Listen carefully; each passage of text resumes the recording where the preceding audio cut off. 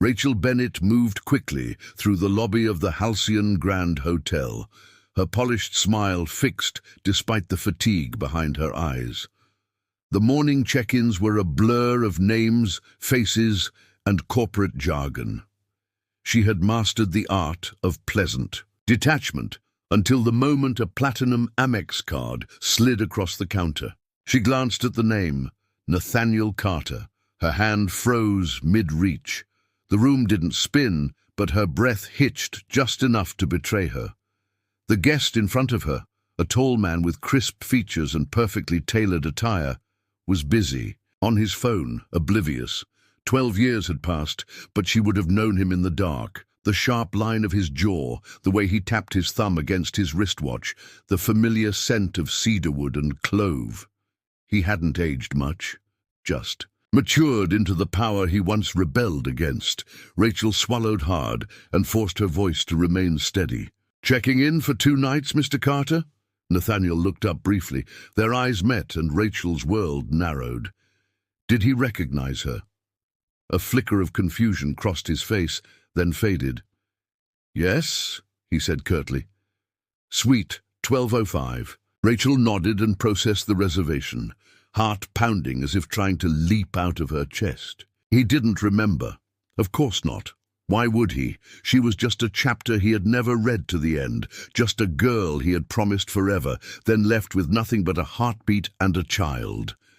As he turned away, briefcase in hand, Rachel watched him walk toward the elevators. Her stomach churned. This wasn't just a ghost from her past. This was the father of her daughter, the man who vanished before he even knew she existed. And now, by some cruel twist of fate, he was back, not in her dreams this time, but in her hotel, standing 10 feet away, unaware of the life he helped create. She took a deep breath and fought the trembling in her hands. In room 1102, Rachel closed the door behind her and leaned against it, exhaling sharply. Her daughter Grace was at home, likely tinkering with her robotics kit, blissfully unaware of the man just 1 floor above. Rachel had never intended to hide the truth forever.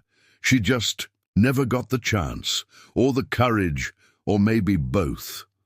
Her hand drifted to the locket around her neck, a gift from Nathaniel, long ago, when love felt infinite and time forgiving. 12 years ago they had been fire and freedom. He, the reckless heir rebelling against a legacy. She, the small-town girl with big city dreams. They had met one summer during an internship program in Chicago. For 8 weeks, they were inseparable. He promised her everything. She believed him. But when he vanished, no note, no call, she was left pregnant and alone, her world collapsing into a single question. Why? Rachel had searched for him. She had written letters, dozens of them, all returned. She had tried his family estate, only to be dismissed by an assistant with a polite smile and dead eyes. Eventually, she gave up, not on him, but on the hope he'd come back. She poured her love into Grace, raised her with dignity and grit, and built a life around a truth she never dared to unpack. Until now. Until fate brought Nathaniel Carter crashing back into her world. She picked up her phone and stared at the blank message screen. Type something, anything, but what could she possibly say? "Hi, remember me? The girl you ghosted now works the front desk of your hotel, and by the way, you have a daughter." She dropped the phone and let her head fall into her hands. She couldn't do this, not like this, but doing nothing felt just as wrong. And Grace was already asking questions. That evening, Rachel walked into their modest 2-bedroom apartment on the edge of town. The smell of solder and citrus met her at the door. Grace, barefoot and focused, was kneeling beside a half-finished robot prototype. "Hey, Mom," she said, not looking up. "I rewired the sensor. It's tracking motion now." Rachel smiled, despite herself. "That's amazing, honey." She kissed Grace's forehead and ruffled her dark curls, curls she'd inherited from someone who didn't even know she existed. "Can you take a break for a sec? I want to talk." Grace finally, looked up, her eyes, Nathaniel's eyes, wide with curiosity. "What's wrong?" she asked. Rachel sat beside her, unsure how much to say. "Nothing's wrong. I saw someone today. Someone I used to know. A long time ago." Grace tilted her head. "Like a boyfriend?" Rachel hesitated, then nodded. "Yeah, something like that." Grace was quiet for a moment, then said, Is he my dad?" The question hit like a truck. Rachel's breath caught. "Why do you ask that?" Grace shrugged. "I don't know. You never talk about him, but sometimes I see the way you look at the locket. I figured maybe he gave it to you." Rachel didn't answer right away. Grace didn't press. She just leaned into her mother's side, quietly waiting. Rachel held her tighter. Later that night, Rachel stared out her bedroom window, watching the city flicker to life under the stars. Somewhere in this maze of concrete and glass, Nathaniel Carter was living his golden life, untouched by the ghosts he left behind. But not for long. The past had returned, and this time Rachel wasn't going to run. Nathaniel Carter stepped onto the hotel balcony, phone to his ear, voice low and clipped. "No, I told them. We're not merging unless the audit clears." A pause. "Yes, I'll handle the press. Just make sure legal doesn't drop the ball." Again. He ended the call, exhaled, and scanned the city skyline. It felt good to be back in New York's western twin, if only for a few days. San Francisco had gotten suffocating. The air here, sharper, more honest. Or maybe that was nostalgia playing tricks on him again, but something had felt off. That woman at the desk, there was something familiar about her, not in a concrete way, but in the way music you've forgotten still stirs your chest. Her eyes, her voice, the hesitation when she read his name. Nathaniel had dismissed it as a glitch in memory, a ghost of a summer long buried. Still, her face wouldn't leave his mind. Even now, 2 hours later, he found himself replaying the interaction, each frame etched in a frustrating haze. He rarely thought of that summer anymore. It belonged to a version of him that didn't wear $1,000 suits or negotiate acquisitions over bourbon. Back then, he was just Nate, a 21-year-old rebel trying to outrun his last name. Carter wasn't a badge then, it was a burden. He met Rachel at a youth design summit. She was bright, modest, funny in a way that crept under his skin. And she believed in him. God, she believed in him like no one else ever had. They were fire and fury in the way young lovers burn, reckless, intense, all-consuming. When she told him about her college plans, he promised he'd follow her anywhere. Then he left, or rather he was pulled. A family emergency, his father's heart attack, a swift return to the East Coast. And after that, everything changed. Phones off, plans shelved, expectations reset. Carter Industries needed him. There was no space for poetry or promises. Back in her apartment, Rachel watched Grace sleep, her daughter's breath steady and rhythmic. That face, so much of Nathaniel in it, even her stubborn little nose. Rachel remembered the first time she saw Grace open her eyes. 100 questions had flooded her mind, all starting with, how do I tell her? She had vowed never to lie, but the full truth was heavy, wrapped in shame, confusion, and unanswered letters. Grace had learned to live with half-truths. That wouldn't last much longer. The next morning at the Halcyon Grand was quieter than usual. Rachel arrived early, needing time to steel herself. Denise, her closest colleague, handed her the shift roster. "Guess who's still here?" she said with a smirk. Rachel didn't need to guess. "Suite 1205, she replied. Denise raised an eyebrow. "You two have history." Rachel hesitated. "A long time ago. He doesn't remember." "Are you sure about that?" Denise asked, nodding toward the front desk. Nathaniel stood there, tapping his fingers rhythmically. Rachel approached, her heart a tight drumbeat. "Good morning, Mr. Carter," she said smoothly. "Everything okay with the suite?" He looked up, studying her closely. "You're Rachel, right?" Her name from his mouth sent a shiver down her spine. She nodded. He tilted his head slightly, curiosity in his eyes. "You look familiar. Did we meet somewhere before?" Rachel's pulse thundered. "I don't think so, sir. I've worked here for a few years. Maybe you've stayed here before." Nathaniel frowned. "Maybe." But his gaze lingered. "You have one of those faces, I guess." Rachel smiled politely and retreated, but inside she was shaking. That was the second time in 2 days. He was circling the truth, and sooner or later something would click. She glanced at the security camera above the counter. If this unraveling became public, if Grace was dragged into it, the consequences would be brutal, especially with Carter Industries constantly under media scrutiny. Back in Suite 1205, Nathaniel poured himself a drink. He wasn't much of a morning bourbon guy, but the past felt too close today. He opened his laptop and clicked through a few open windows. One tab held a paused news clip. Carter Industries faces internal shakeup amid rumors of leadership. Rift. Another tab showed a draft email he'd written to his mother, asking about a girl named Rachel. It wasn't finished. He didn't know what he wanted to say yet. Rachel called her sister the only person who knew the full story.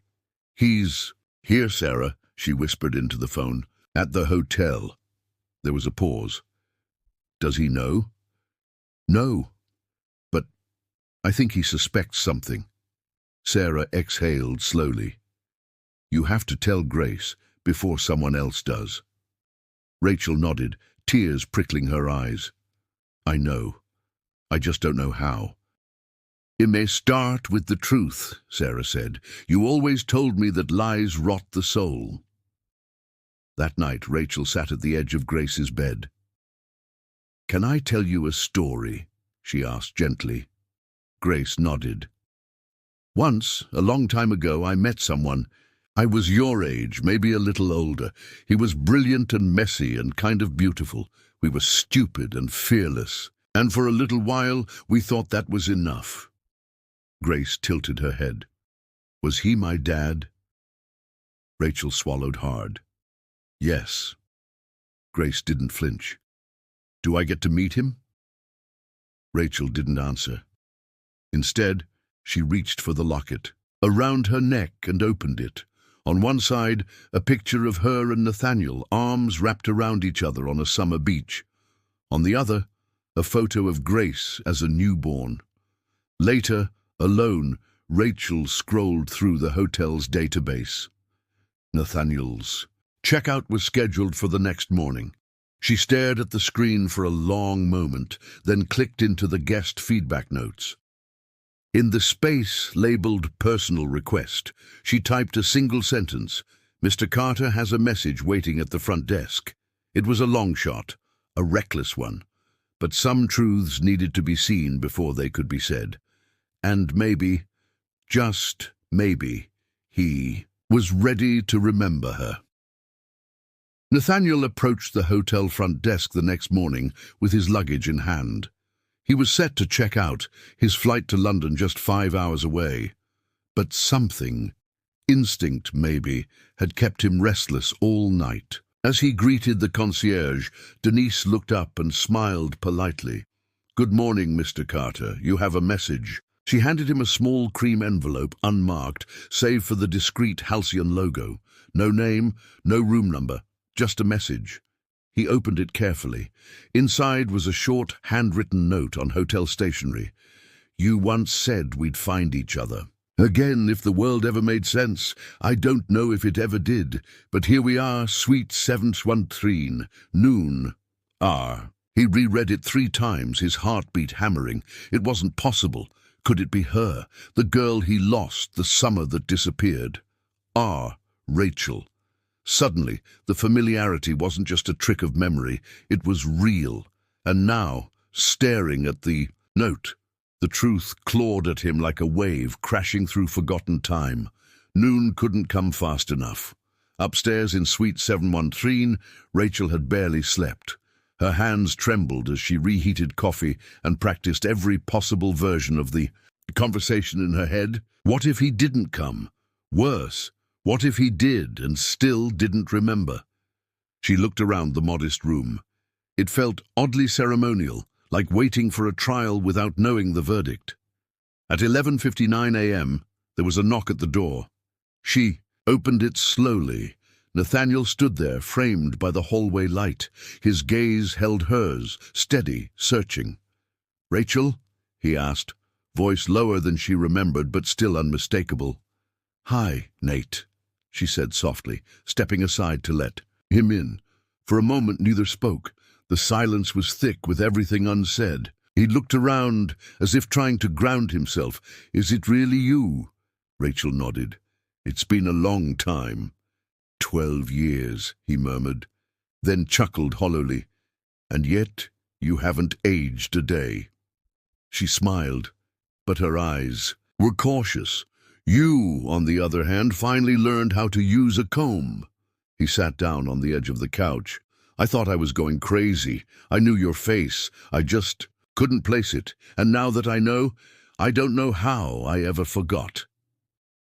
Rachel sat across from him. "You didn't forget. You were taken away. And then you stayed gone." Nathaniel rubbed his temples. "I tried to come back, I really did. But everything changed after my dad died. My mother took control of everything, my life, my time, my future. I assumed you moved on, that maybe I imagined it all." Rachel exhaled slowly. "I wrote to you so many times." Nathaniel looked up, startled. "I never got a single letter. I called. I came to your house. Your staff turned me away. I didn't know what else to do." The pain in her voice was sharp, unmistakable. Nathaniel's brows furrowed. "Wait, what? You came to the house?" Rachel nodded. "I was already showing. I begged them to let me see you." Nathaniel stared at the floor. "I was told you left for school early, that you'd moved on and didn't want to be found." "That's what your mother told you?" Rachel asked, quietly. Nathaniel nodded, shame creeping into his eyes. "I believed her. I was grieving, and I guess I wanted something easy to believe." "She lied to both of us," Rachel said, voice thick with emotion, "and because of that, you missed everything." He looked at her then, really looked. "Rachel, was there a child?" The question landed like a stone in a still lake. Rachel reached into her purse and handed him a photograph, a school picture. Grace, age 12, smiling shyly. Nathaniel took it, his fingers trembling, his breath caught. The same eyes, the same cheekbones, the same stubborn chin. He looked up, slowly. "She's mine," Rachel nodded, tears threatening to spill. "Her name is Grace." Nathaniel held the photo to his chest, eyes closed. "I have a daughter." "Yes," Rachel whispered, "and she's brilliant and brave, and she deserves to know the truth." The silence that followed was different, now, heavier, but also somehow lighter. Nathaniel's eyes glistened as he whispered, "I missed her whole life." Rachel's voice cracked. "We both did." Then gently she added, "But you're not too late. Not if you want to try." He looked up, eyes filled with something she hadn't seen in him in years. Hope. "I want to meet her." Rachel nodded. "Then we'll take this one step at a time." He stood and crossed to her, hesitant. "May I hug you?" She didn't. "Enter." She just stepped into his arms, and in that quiet, tentative embrace, 12 years collapsed into a single heartbeat. Grace Bennett sat alone at the park bench near the schoolyard, sketchpad balanced on her knees. The gears and circuits in her drawing were part of her new project, a solar-powered irrigation model, but her mind wasn't really in it. Her mother had been acting strange for days, distant, distracted. Grace was used to quiet evenings of laughter and shared takeout, not hushed phone calls behind closed doors and long, brooding silences. She knew something had changed, and deep down, she thought She knew why. Grace pulled a folded paper from her backpack. It was the note she'd found in the kitchen trash 2 nights ago, crumpled, stained with coffee. A hotel envelope, her mom's handwriting, Suite 7113, noon, R. That night Rachel hadn't said where she was going, only that it was important. Grace had learned not to push, but she wasn't stupid, and she wasn't afraid of the truth. At home, Rachel stood in the hallway, staring at the closed door to Grace's room. Nathaniel's voice still echoed in her mind. I want to meet her. She had imagined this moment so many ways. None of them ended with her heart thudding in her ears, terrified of what her daughter might say. How do you introduce a father to a child who never asked for one? Across town, Nathaniel sat in his car in front of the Bennett's apartment building. His driver waited silently, engine idling. Nathaniel stared at the facade, simple, modest, homey. He imagined Grace inside, brushing her teeth or doing homework, unaware that the man in the sleek black sedan was her father. The idea humbled. Him. For all his power and wealth, he had missed what mattered most. He stepped out of the car and approached the building. Rachel had agreed to introduce him, but only if Grace consented. He understood. She was the one who had the most to lose, and she didn't even know who he was yet. Rachel opened the door slowly, her face etched with nerves. Nathaniel offered a gentle smile. Hi. She stepped aside. She's in her room. I haven't told her you're here yet. He nodded. I'll wait. Rachel walked down the hallway, her steps unsure. She knocked on Grace's door. Sweetheart, can we talk? Grace opened the door halfway. Is it about the guy from the note? Rachel froze. What? Grace held up the envelope.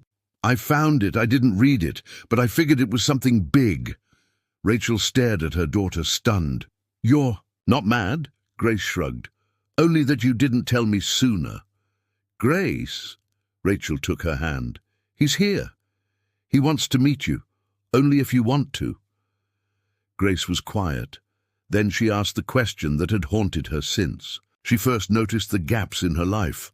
What's his name? Rachel took a breath. Nathaniel Carter. Grace blinked. The tech guy? From the interviews?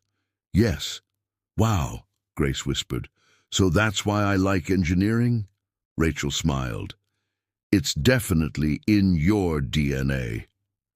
In the living room, Nathaniel stood as Grace entered, her eyes wide but steady. He knelt, slightly instinctively leveling himself with her gaze. Hi, Grace.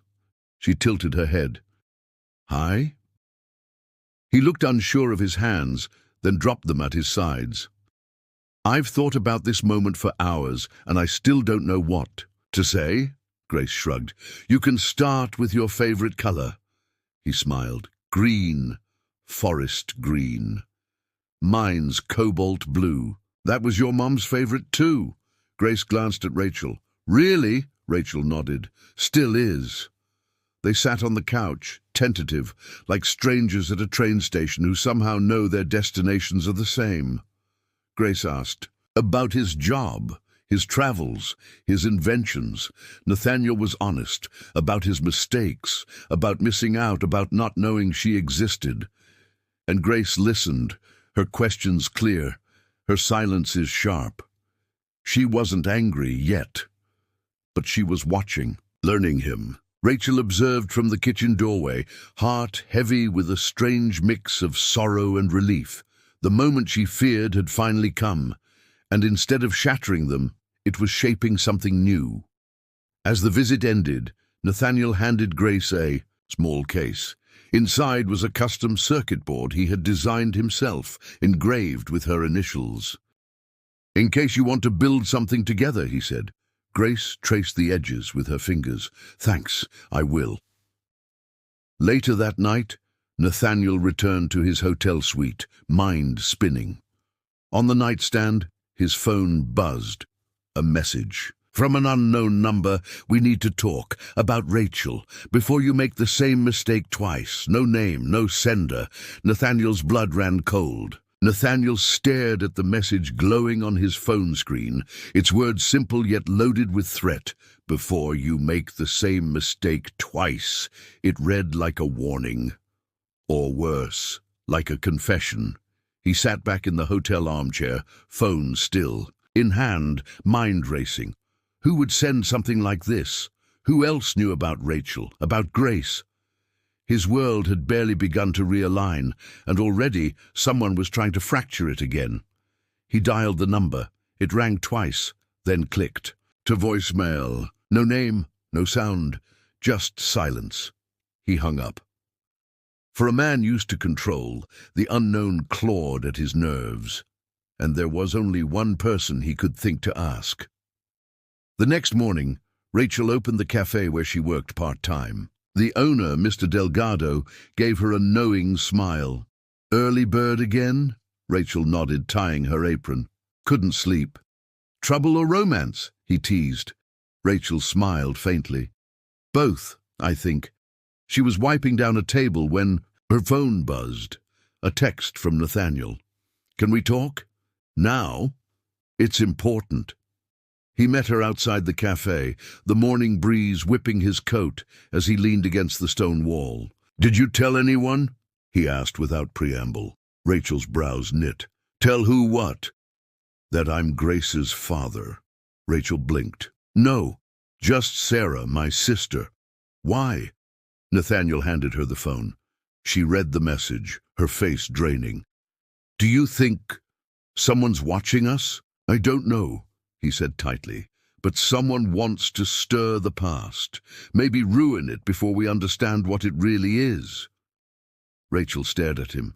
"Maybe it's your mother."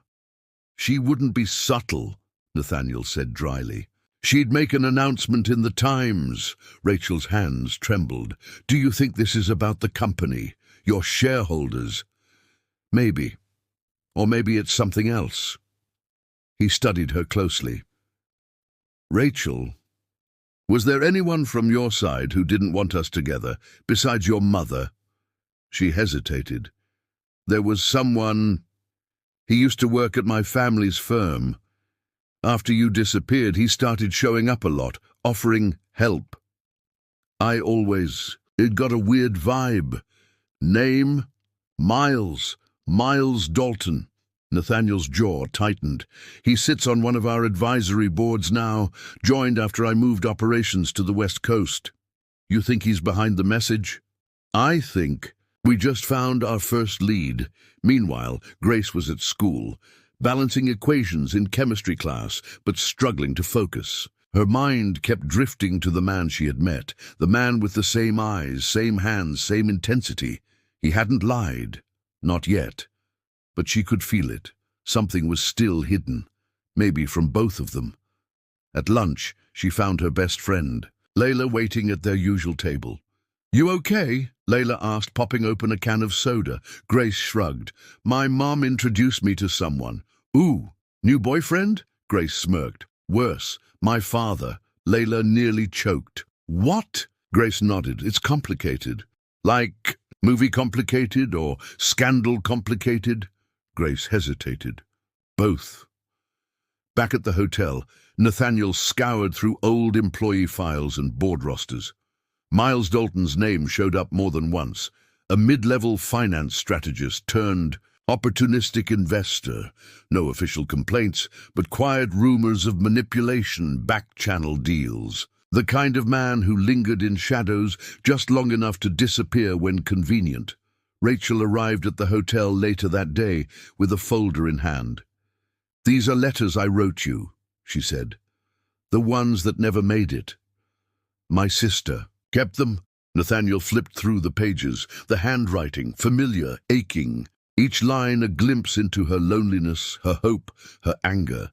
He stopped at one in particular, July 12th, 2011. "I went to your house. A man named Miles said you were gone. He told me not to wait." "That's the day I flew back from London," Nathaniel muttered. "I was home the next morning. He told me you wanted nothing to do with me," Rachel whispered. "I believed him." Silence fell between them. He looked up, pain etched deep. You were right all along. Someone kept us apart. And now they're trying again. She met his eyes. We can't let them.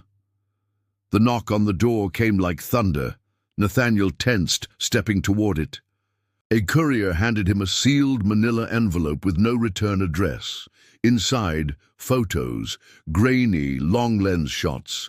Rachel at the cafe, Grace at school, Nathaniel leaving her apartment. A note clipped to the last photo read, "Some family secrets are better left buried." Nathaniel looked at Rachel. This just became war. The envelope sat between them on the table like a live grenade. Rachel's hand hovered above it, her breath shallow. The images inside, Grace at her locker, Rachel serving coffee, Nathaniel in his car, felt like an invasion far deeper than surveillance. It was a message, and not a subtle one. Whoever sent, it wanted them to feel watched, vulnerable, exposed. Nathaniel leaned forward, jaw clenched. "They've been following you, maybe for weeks." "Not just me," Rachel said tightly. "Grace, too." Her voice cracked at the edge. "This isn't just about us anymore." Nathaniel's mind raced. "We need to talk to someone, security, maybe even legal. This is harassment." "No," Rachel said sharply. "If this gets out, if anyone at Grace's school finds out who you are, her life is over." He rubbed his face with both hands. "I just wanted to meet my daughter, not reopen every skeleton in both our closets." Rachel stood up and walked toward the window. "You think this is just about you?" "Nathaniel, there are parts of my past you don't even know exist." She paused. "And I don't know how much longer I can keep them buried." Nathaniel looked up. "Tell me." Her shoulders were tense. "After you left, after your mother, after Miles, I wasn't just heartbroken, I was scared, alone. My mom said I ruined everything. I almost believed her." She turned. "Miles offered me help. He said he could make the letters reach you. I gave him the first 10. Nathaniel's blood chilled. "He never sent them." "No," she said. "He didn't. I confronted him months later. He smiled, said you were better off not knowing, that I should thank him." Nathaniel rose. "Why didn't you say anything before?" "Because saying it out loud made it real, and I needed to believe I had done everything I could." Her voice broke. "But I was young and stupid and pregnant." There was a knock at the hotel door. Nathaniel froze. Rachel stepped back. He checked the peephole. A man in a navy blue suit, clipboard in hand, not hotel staff. "Room service," the man said aloud, but Nathaniel hadn't ordered anything. He signaled Rachel to stay quiet and opened the door just an inch, chains still in place. "You've got the wrong room." The man smiled oddly. "Just delivering a message." He slipped a small card through the crack and disappeared down the hallway before Nathaniel could say, "Another word." Rachel picked up the card. One sentence typed in block letters. "Stop digging or she'll know everything." On the back, an old photo.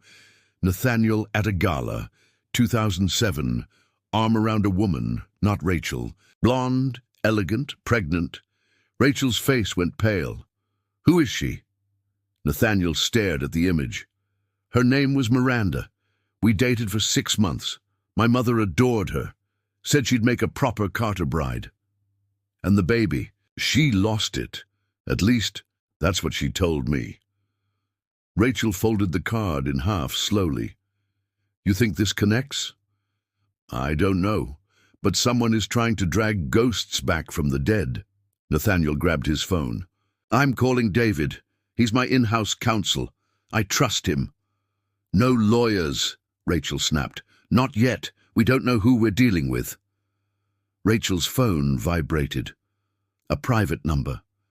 She answered cautiously. A distorted voice whispered, "Curious thing about daughters. They ask the wrong questions when they start looking like their mothers." Then silence. Her hand shook as she set the phone down. That was a threat. "We're done playing defense," Nathaniel said coldly. "Whoever this is, they think they're untouchable. Let's prove them wrong." Back at school, Grace was helping her science teacher unpack materials for an upcoming robotics competition. Mr. Patel looked at her warmly. "Your mind works like someone who's seen the world differently." Grace smiled faintly. "I guess I've always had to figure stuff out on my own." He paused. "Do you talk to your father?" She blinked. "Why?" "I got a call from someone claiming to be from the Carter Foundation. Asked about your project. Wanted to know if your parent was involved in any way." Grace's blood ran cold. "Did you say anything?" "No," Patel said. "Just said I'd pass along the message. Sounded fishy." Grace went home and opened her laptop. She typed Nathaniel Carter into the search bar for the first time. Images filled the screen. Business launches, interviews, fundraisers. Then one headline: Miranda Locke files suit against Carter family over breach of private trust. The article was old, but not forgotten. Grace clicked on the image. Miranda's face stared back, and for the first time, Grace noticed something chilling: her own eyes. Grace sat frozen, her laptop screen illuminating the shadows of her bedroom. Miranda Locke, elegant, distant, and eerily familiar, looked like a ghost trying to claw her way into relevance. Grace zoomed in on the image again. There it was. The same almond-shaped eyes, the same arch in the brow. It wasn't exact, but it was close enough to stir something sharp and unnameable inside her. She scrolled further. Miranda's lawsuit had been settled quietly in 2013, shortly after the alleged miscarriage. The articles were vague, full of legal jargon and redacted statements. The only clear thread was this: Miranda claimed the Carter family had broken a private contract, resulting in irreparable emotional and physical harm. Grace closed her laptop slowly, her mind spinning with unspoken questions. Who was Miranda really, and why did her face feel like a memory? Across town, Nathaniel and Rachel sat in a dim corner booth of a quiet restaurant. Rachel had insisted they meet somewhere public, less risk of surprise visits or hidden threats. Nathaniel nursed a glass of scotch while Rachel stirred her tea, absently, her thoughts clearly miles away. "You're quiet," he said. "You don't look like someone whose life just got hijacked by a threat." "I'm thinking," she murmured. "About Miranda?" He nodded once. "You never told me about her," Rachel said, not accusatory, just tired. "I didn't think she mattered," Nathaniel replied. "Not like this." "She was pregnant." "She said she was pregnant." He met her gaze. "I never saw proof. My mother handled most of it. I was too angry, too careless. When Miranda disappeared, I didn't ask why." Rachel leaned forward. "But what if she didn't disappear? What if she's the one watching now?" Nathaniel's face tightened. "Why wait 12 years to come back? Maybe she didn't know how, or maybe she did, and this was always the plan. You think she knew about Grace?" Rachel hesitated. "I think she knows enough." Meanwhile, Grace found herself wandering aimlessly through the public library, a habit from when she was younger and needed to clear her head. She stopped, in front of the microfiche machine, a relic, but one she had learned to use out of curiosity. She typed in Miranda Locke and hit Enter. Pages of results flickered across the screen, mostly party announcements and charity appearances. Then one article caught her eye. June 2007. Carter heir seen with Locke heiress at Paris Gala. Speculations on engagement emerge. The image accompanying the article showed Nathaniel, younger, smiling stiffly, and beside him, Miranda clutching his arm, already visibly pregnant. Grace felt her stomach drop. The timeline aligned. It overlapped with the one her mother had given her about her conception. Her hands began to tremble. Had her mother lied? She printed the article and tucked it into her bag. She didn't want to believe it, not after everything her mom had shared, but the doubts were creeping in, slow and poisonous, and once they started, They were hard to contain. Back at the restaurant, Nathaniel's phone buzzed. Unknown number. He answered warily. "Mr. Carter," a voice rasped. No distortion this time. "It's time you stopped looking backward and started looking under your own roof." "Who is this?" "Ask Rachel what she signed when she left your life. Ask her what price she took." The line went dead. He looked across the table. Rachel was still stirring her tea. He watched her for a long moment. "Rachel," he said carefully, "when you came to the Carter house that day, did my mother offer you anything?" Rachel's spoon clinked. She didn't meet his eyes. "Why are you asking me that now?" "Because someone just told me you made a deal, that you were paid to walk away."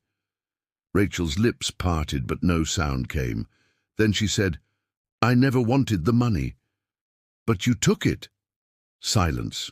"Yes," she whispered. Nathaniel stood slowly, his expression unreadable. "And you never told me?" "I thought you knew," she said. "I thought you were part of it. I didn't know who to trust." "So you let me believe you vanished."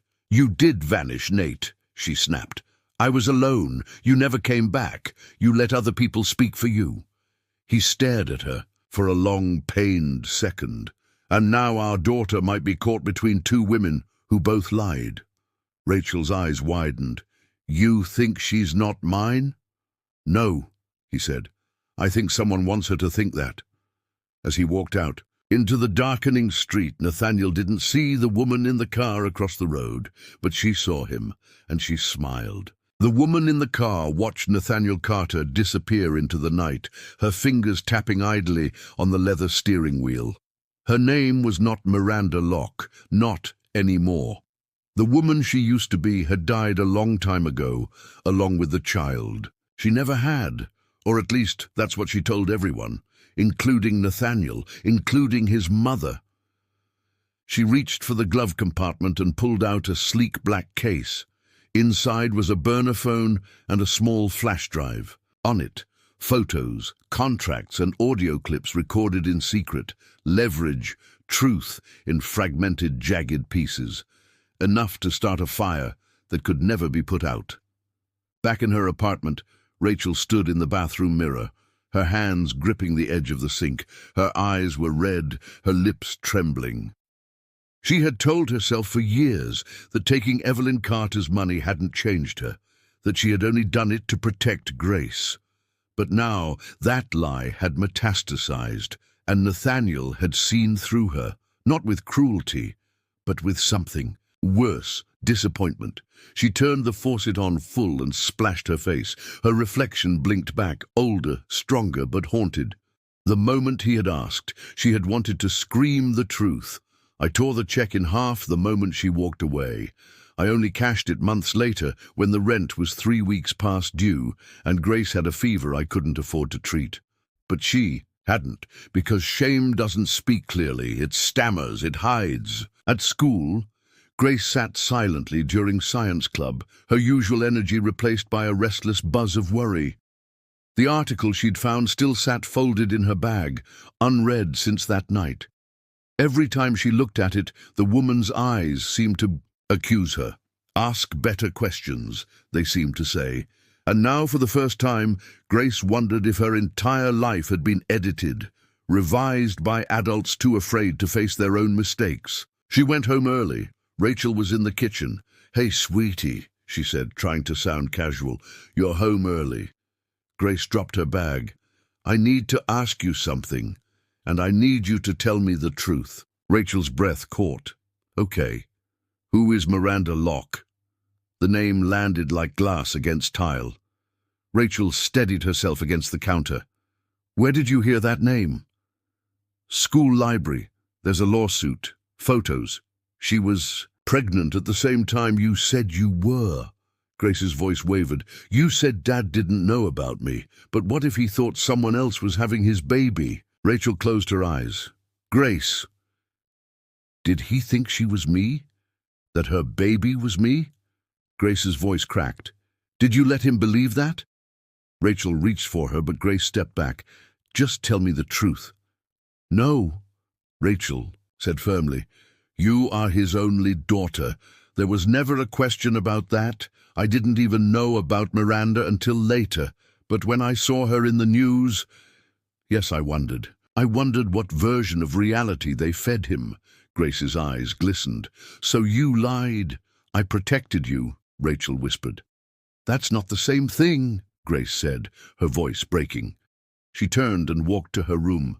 Rachel didn't follow. She stood there, numb. Across the city, Nathaniel stood in his penthouse office overlooking the skyline, reviewing security footage with David, his attorney. "This was the same man," David said, pointing to a figure in a hoodie near Grace's school. "Same height, same stride. We think he followed her 3 times last week." Nathaniel's jaw clenched. "How long until we ID him?" "Soon. I pulled records on Miles Dalton, too. You're not going to like what I found." David slid over a thick manila pile. "Dalton's been working with an offshore firm linked to Miranda. Payments, transfers, encrypted messages. She's still alive, and she's funding him." Nathaniel's eyes darkened. "So, she never lost the baby?" "No, she never had one." Nathaniel closed the folder slowly. "She lied. About everything. She's building something, Nate. A case, or maybe a revenge plot." David hesitated.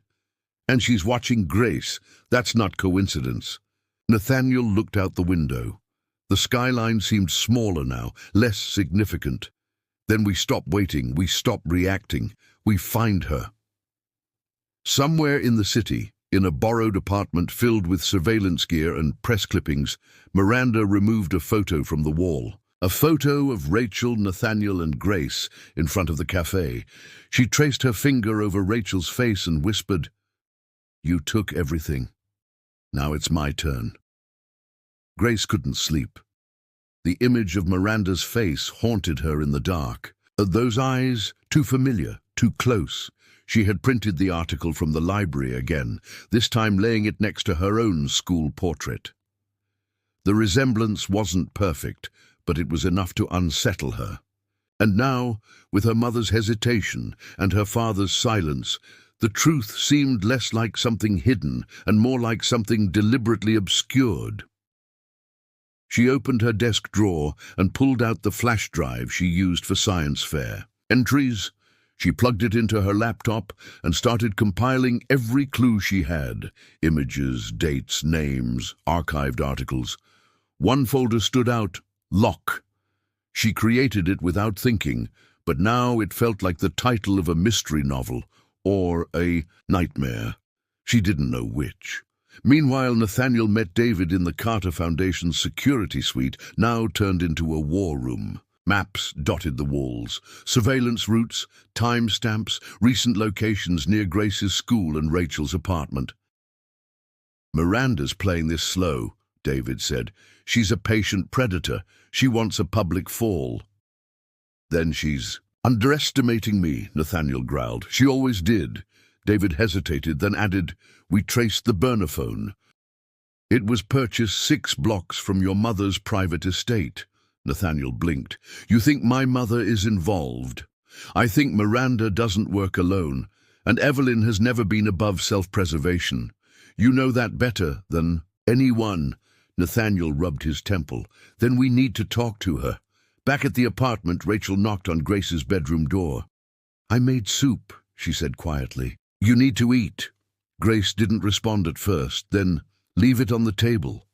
Rachel lingered outside for a moment, her heart breaking a little more with every silence. Grace had never shut her out before, but now she was building her own walls, and they were high. Inside, Grace watched another clip she'd dug up, a gala from 2008. Miranda speaking on stage, smiling, radiant. At her side, Evelyn Carter, clapping with the grace of a queen. Rachel had once described Evelyn in cold terms, polished, ruthless, impossible to impress. But here she was, standing beside Miranda like a mother-in-law, already counting her unborn grandchildren. Grace hit pause. She searched Miranda Locke Carter Estate. A result popped up. A dated image. Miranda and Evelyn entering a courthouse. Grace's cursor hovered over the picture, and a shiver ran down her spine. She saved the image to her drive, added it to lock, and began drafting an email. Subject line, "I want the truth." She sent it to one address only, nathaniel.carter@cartergroup.com. Hours later, Nathaniel saw the email notification pop up during a board meeting. His fingers froze on the mouse. He opened it. The message was short. "If you want to know who she really was, meet me tomorrow at 5. Library Archives, Room B, no assistants. No cameras, just us." He leaned back in his chair, stunned. Rachel's daughter, his daughter, was pulling the strings now. That night, Nathaniel confronted his mother. Evelyn Carter greeted him in her penthouse with the coolness of someone expecting confrontation. "I assume this isn't a social call," she said. "Why did you help Miranda?" Nathaniel demanded. "Why did you prop her up while cutting Rachel out?" Evelyn's lips twitched. Rachel was a distraction. Miranda was an alliance.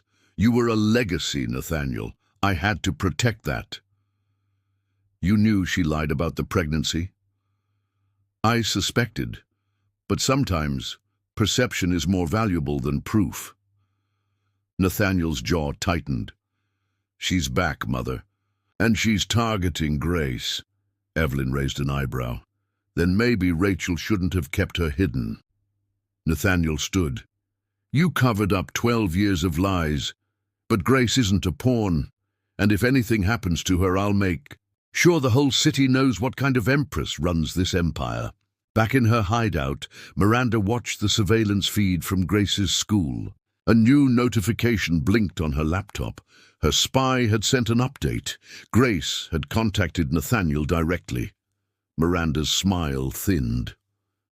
"Clever girl," she murmured. "Let's see how clever she really is." The next day, Grace waited in the library archives room, hands folded over her notebook. When Nathaniel arrived, she looked up, not with anger, but with steel in her eyes. "I need you to stop lying," she said. He nodded.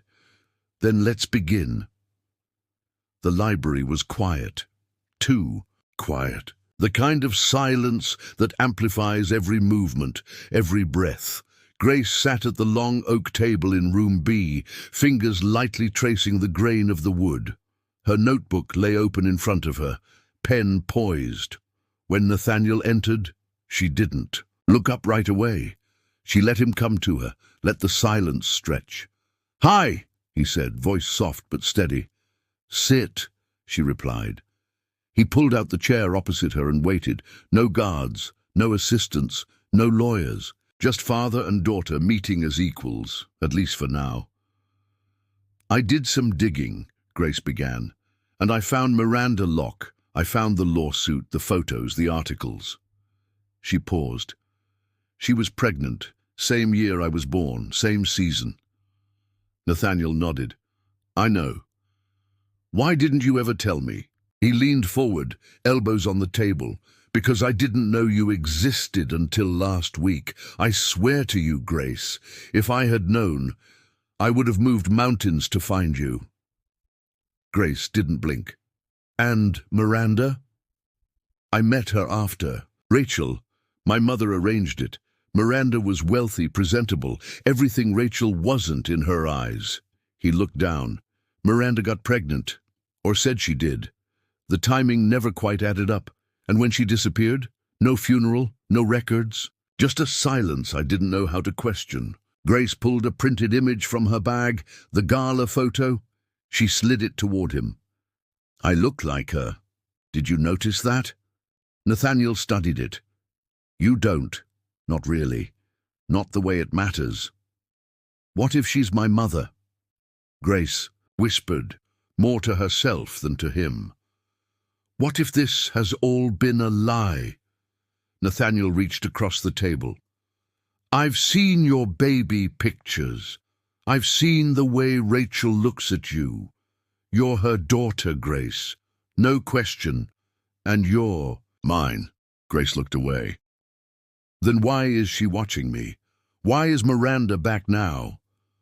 Nathaniel sighed. Because she wants revenge. Not just on me, but on your mother too. I think Miranda believed she was owed a piece of this family, this legacy. And when she didn't get it, she waited. Grace flipped to the next page in her notebook. Clippings, emails, threads of suspicion. She's been planning this for years. Nathaniel nodded. Yes, and she's not alone. Miles Dalton is helping her. Maybe others. They're trying to discredit your mother, to make her look unstable or fraudulent. They want to suggest you were part of a scheme. A scheme? Grace's voice rose. Like Rachel used me to trap you? Nathaniel winced. That's the story they're building. Grace stood, pacing now. So this isn't just about secrets. It's about erasing her, making it look like she doesn't exist. She turned, sharply. We can't let that happen. Nathaniel's phone buzzed. One message. Incoming leak. Newswire. Prepare a statement. He paled. They're going public. Rachel was at the cafe when her phone began vibrating non-stop. Texts, missed calls. Then the headline, Tech Heir's Secret Child. Documents suggest years of deception. A low-resolution image of Rachel and Grace walking out of school sat beneath the banner. Her stomach dropped. Grace saw it next. Her phone screen lit up like a wildfire. Messages from classmates. Is this real? Did you lie? Is he really your dad? The oxygen left her lungs. Everything, the notebooks, the investigation, the fragile truce, was now a headline. That night, reporters swarmed their building, flashbulbs like lightning. Grace was rushed inside by neighbors. Rachel slammed the door and dropped the blinds. We need a lawyer, Rachel whispered. We need protection. We need the truth, Grace said. In front of a camera, just us. Nathaniel arrived 20 minutes later. He looked at both of them. You still want to do this? Grace nodded. Let's burn the whole thing down. Rachel sat beneath the harsh lights of the makeshift interview setup, her fingers laced tightly in her lap. The backdrop was simple, a blank wall in their apartment, a table, 2 chairs. The interviewer, a young woman from an independent news channel, sympathetic to their story, adjusted her mic. We're live in 2 minutes. Grace was seated next to her mother, posture firm, gaze defiant. Nathaniel stood just off camera, his presence more symbolic than strategic. They had agreed this would be Grace's lead, her truth, not a corporate PR rescue, but a daughter claiming her narrative. Rachel leaned in. Are you sure about this? Grace nodded. They turned me into a headline. I'm turning myself into a voice. The countdown began. 3, 2, 1. We're here with Grace Bennett and her mother, Rachel, to respond to recent allegations involving Carter Industries and the identity of Mr. Nathaniel Carter's daughter. Grace, thank you for joining us. Grace cleared her throat. Thank you for letting me speak. What would you like people to know? Grace glanced at her mother, then straight into the camera. I am not a scandal. I am not a secret. I'm a person. My mother raised me with honesty and grit, while others chose silence. She didn't ask for money. She didn't chase headlines. She gave me a life. The only one who kept secrets was the system around us. Rachel blinked back tears. The interviewer nodded. And Mr. Carter? He didn't know, Grace said, and when he found out, he didn't run. He came, he stayed. The real story isn't about deception. It's about reunion and maybe redemption. The interview ended and the feed cut. For a moment, the apartment was quiet, eerily so. Then the buzz began, comments, shares, likes, but this time they weren't venomous. They were listening. For once, the world was listening. Meanwhile, across town, Miranda threw her glass at the screen. You arrogant little brat, she hissed. You think a single sob story erases a decade of betrayal? She stormed into The next room where Miles sat watching the stream with narrowed eyes. They flipped the narrative, he muttered. People believe her. Then we shift tactics, Miranda snapped. We ruin the foundation, from the inside. At the Carter estate, Evelyn Carter paced her study as her legal advisor read aloud the morning news reports. Public sympathy is surging for Rachel and Grace. The board wants a statement. Silence isn't working anymore. Evelyn waved him off. Prepare something. Make it sound benevolent. What about Miranda? He asked. Should we prepare? A countersuit? Evelyn paused. No, let her burn herself out. She's too desperate to stay hidden. We'll let the media feast on her contradictions. Back at the apartment, Nathaniel poured coffee, while Rachel sat beside him at the kitchen table, the two of them watching Grace pace the room. What happens now? Rachel asked. Nathaniel took a breath. Now we wait, and we fight the next battle when it comes. I don't want Grace dragged any deeper, Rachel murmured. It's too late for that, Grace said from across the room. I'm already in, and I'm not backing out. That night, an email arrived in Grace's inbox. No subject, line, no signature, just an attachment. She clicked it open, a video, grainy, surveillance footage from years ago. Evelyn Carter handing a thick envelope to Miranda. In the background, Miles Dalton. Grace's eyes widened. She's been working with your mother this whole time. Nathaniel stood behind her, his face pale. And we just played into her hands.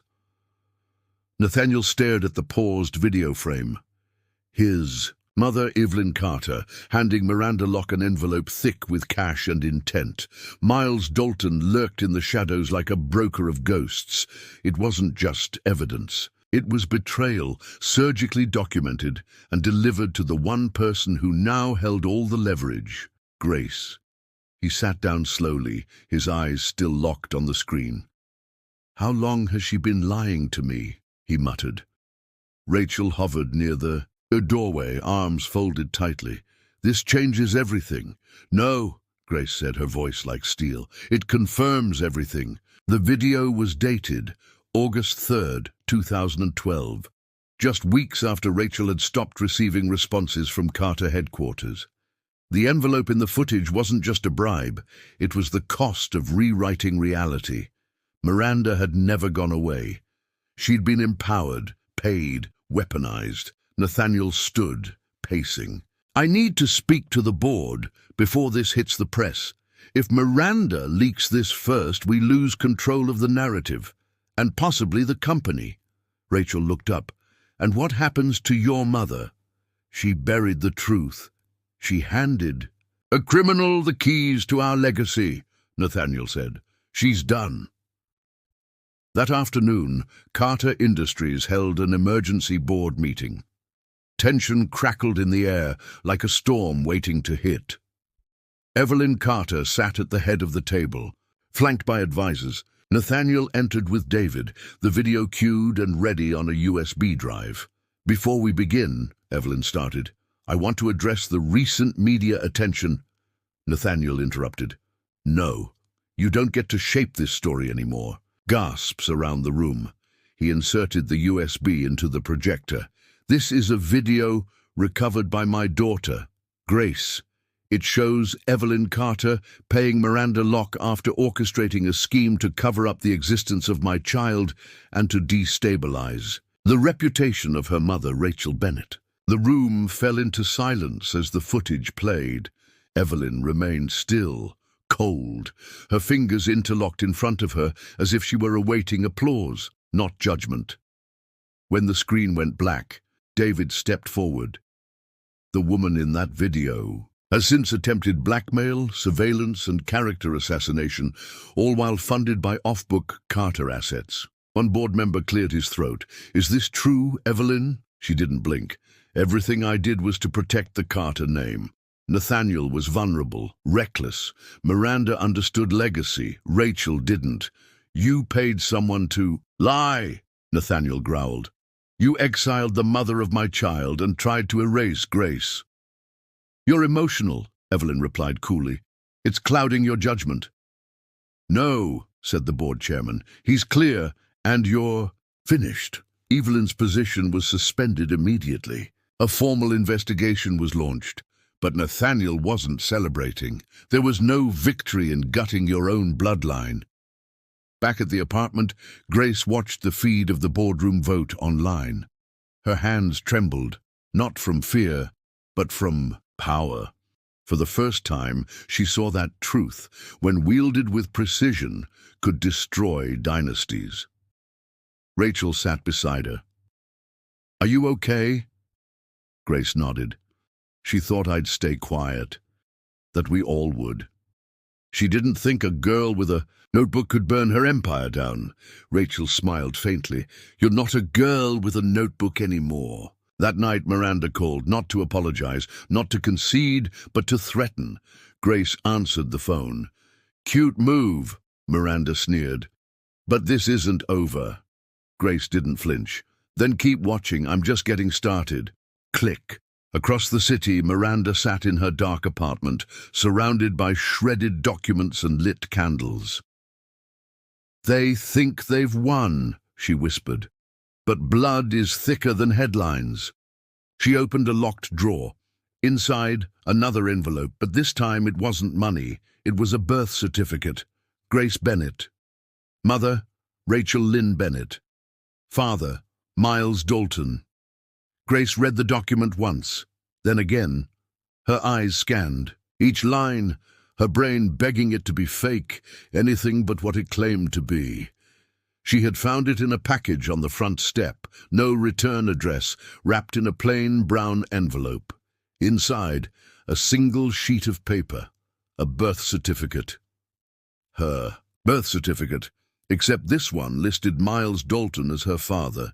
She sat on the edge of her bed, hands shaking, bile rising in her throat. Her mind reeled back through the past weeks, Rachel's confessions, Nathaniel's kindness, Miranda's threats. Was this her final play, or was it the real endgame all along? Down the hall, Rachel paced in the kitchen, unaware. Grace called out, "We need to talk, now." Rachel appeared in the doorway instantly. "What is it?" she asked, seeing the look on her daughter's face. Grace held up the document. "Tell me this isn't real." Rachel froze. The color drained from her face. She stepped forward, took the certificate from Grace's hands, and stared at it like a ghost had come calling. Her lips parted, but no words came. "Is it real?" Grace demanded. Rachel's voice was a whisper. "Where did you get this?" "That doesn't matter," Grace said. "Is it true?" Rachel sat down, her hands trembling. It was a mistake, a legal technicality. "Miles helped me once, with insurance, with registering your birth when I couldn't list Nathaniel without. A paternity test, but it meant nothing, nothing." Grace shook her head. "You told me Nathaniel didn't know about me. You never said Miles was even involved." "Because he wasn't," Rachel said. "Not like that. Not the way this paper makes it look. Then why is he listed?" Grace's voice cracked. "Why did you let me believe a fantasy when the truth was this disgusting?" Rachel's voice rose, desperate now. "Because I didn't want you to carry shame. Because I didn't want you to look at yourself through someone else's crimes." The silence that followed was brutal. Grace whispered, "You lied to me. You used me." Nathaniel arrived at the apartment 30 minutes later. Grace let him in without speaking. She just handed him the birth certificate and sat down, her face blank. Nathaniel read it, his face going from confusion to horror. This can't be right." "It's not," Rachel said quickly. "It's legal fiction. It's not the truth." Nathaniel looked at her. "But you never told me about any of this. You knew what this could do, and you stayed silent." Rachel's voice was barely audible. "I was scared." Nathaniel turned to Grace. "I don't care what that paper says. I know you're mine. But you don't know, do you?" Grace said, "None of you do." Nathaniel stepped closer. "We can test it, settle it, but it doesn't change what I feel." Grace stood. I don't want a test. I want the truth. Rachel's voice broke. You are his daughter. I swear to you, Grace, that certificate was the only way I could protect you at the time. Grace grabbed her jacket. I'm going to find out on my own. No more secrets. She left the apartment before either of them could stop her. Miles Dalton was waiting. In his penthouse office, he watched Grace's name climb the trending charts. His face was calm, almost serene. When his assistant knocked, he didn't flinch. Sir, she said, she's coming up. Good, he replied. He stood and straightened his tie. It's time she met her real father. Grace stood in the elevator, the silence pressing against her chest like a vice. The higher she went, the more the weight of the birth certificate in her bag seemed to grow. She didn't trust Miranda. She didn't trust the document, but she couldn't ignore it either. And now, as the elevator doors slid open onto the top floor of Dalton Global's headquarters, she braced herself for whatever truth lay ahead. Miles Dalton stood by the floor-to-ceiling windows, his back to her, arms clasped behind. You came, he said without turning. That makes you smarter than I expected. I didn't come for riddles, Grace replied. I came for answers. He turned, smiling with unsettling calm. Of course you did. The child of Rachel Bennett and, well, someone deserves the truth. Grace stepped forward, steeling herself. Are you my father? Miles didn't answer immediately. He moved to the sideboard and poured 2 glasses of water, offering her one. She refused. He sipped his and said, Legally. For a moment, yes. Biologically, no, but emotionally. He set the glass down. I've always been interested in your future. Grace's eyes narrowed. Why? Because you're leverage. You always were. Your mother didn't understand that. She let emotion cloud her judgment. I, on the other hand, saw what you represented. Chaos for the Carters. A crack in their dynasty, and cracks can be useful, especially when you know how to break them wider. You used her, Grace said, voice rising, and you tried to use me. I offered her a solution, a name on a certificate, a way to keep you out of Carter control. She took it, willingly. Grace turned away, disgusted.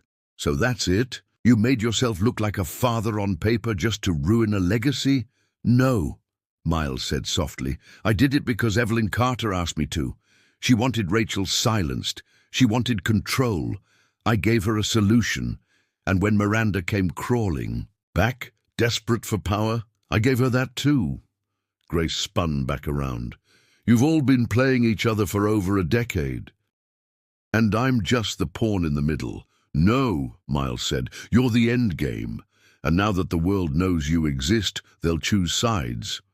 Nathaniel burst through the door, his breath ragged, fury etched into every line of his face. Step away from her. Miles didn't flinch. How poetic. The would-be father comes to claim his prize. Grace moved between them. Stop, all of you. She faced Nathaniel. Is it true? Did your mother order this? Nathaniel's jaw tightened. Yes, but she's done. Out. Disgraced. Not enough, Grace said. She turned to Miles. And you. You're going to walk away. You're going to disappear. Because if you don't, I will burn every inch of what you've built. I have the footage, the emails, everything. Miles gave a slow, amused clap. Rachel raised a clever girl. She raised a woman, Grace corrected, and I'm not scared of you. Nathaniel stepped forward, placing a hand on her shoulder. Let's go. They left the penthouse in silence, but the storm behind them was roaring. Rachel was waiting, at home, pacing the living room. When Grace walked in, she rushed forward, but Grace raised a hand. No more lies. I want a DNA test, both of you. I need the truth in ink this time. Rachel nodded, tears forming. Okay. That night, Nathaniel sat alone in his hotel suite, staring at the stars. Whether or not the test confirmed his biology didn't matter anymore. Grace was already his daughter in all the ways that counted, but he couldn't sleep, not with Miranda still out there. And she was out there, watching from a distance, waiting for the moment when Grace would either stand or shatter. In her journal, Grace wrote one line before bed. "They broke me into pieces, but they forgot. Shards cut deeper than mirrors." The test results arrived in a sealed envelope 3 days later. Grace opened it alone, in the quiet of the early morning, sunlight breaking softly across her desk. The air felt suspended, like even the world was holding its breath. She read the result once, then twice. Paternity confirmed, Nathaniel Carter, 99.997% probability. She let the paper drop. It wasn't surprise that overwhelmed her, it was relief. Not because she needed Nathaniel to be her father, but because the storm of doubt had finally cleared, and what remained was real, not manufactured, not twisted through agendas or courtrooms or bloodless contracts. It was hers. She walked into the living room where Rachel sat, knees tucked to her chest. Grace handed her the paper. Rachel read it slowly, the corner of her mouth twitching into a sad, almost broken smile. "I always knew," she whispered, "but I wasn't sure I deserved it." Grace sat beside her. "You did. You do." Nathaniel arrived later, his suit wrinkled, his eyes red. He didn't speak.